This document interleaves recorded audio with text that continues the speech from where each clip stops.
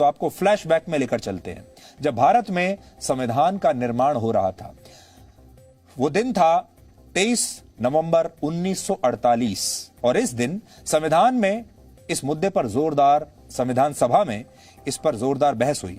संविधान सभा में यह प्रस्ताव रखा गया था कि सिविल मामलों में निपटारे के लिए देश में समान कानून होना चाहिए, लेकिन मोहम्मद इस्माइल साहिब, नजीरुद्दीन अहमद, महमूद अली बेग साहेब बहादुर, पोकर साहेब बहादुर और हुसैन इमाम ने एक मत से इसका विरोध किया था। ये संविधान सभा के सदस्य थे और इन्हें इस नए कानून पर आपत्ति थी।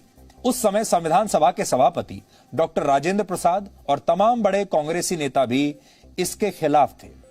इन सभी सदस्यों की तब दलील थी कि समान कानून होने से मुस्लिम पर्सनल लॉ खत्म हो जाएगा और इसमें मुसलमानों के लिए जो 4 शादियां, 3 तलाक और निकाह हलाला की व्यवस्था की गई है वो भी समाप्त हो जाएगी। और ये सारे लोग चाहते थे कि ये सारी व्यवस्थाएं जारी रहें और इसलिए वो चाहते थे कि मुस्लिम पर्सनल लॉ के जो कानून है वही इस देश में मुसलमानों पर लागू हों। और भारी विरोध की वजह से उस समय संविधान की मूल भावना में समान अधिकारों का तो जिक्र आया, लेकिन समान कानून की बात ठंडे बस्ते में चली गई। उस समय संविधान निर्माता डॉक्टर भीमराव अंबेडकर ने कई महत्वपूर्ण बातें कही थी, जिसका जिक्र दिल्ली हाईकोर्ट की इस जजमेंट की कॉपी में भी है।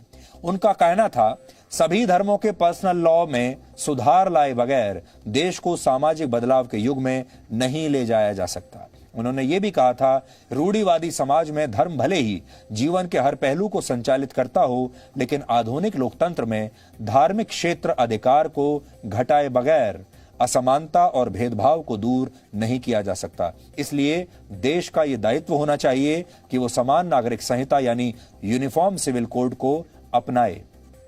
सोचिए, डॉक्टर अंबेडकर कितने दूरदर्शी थे और उन्होंने 72 वर्ष पहले ही कह दिया था कि अगर देश को एक समान कानून नहीं मिला तो यह भेदभाव कभी भी दूर नहीं होगा।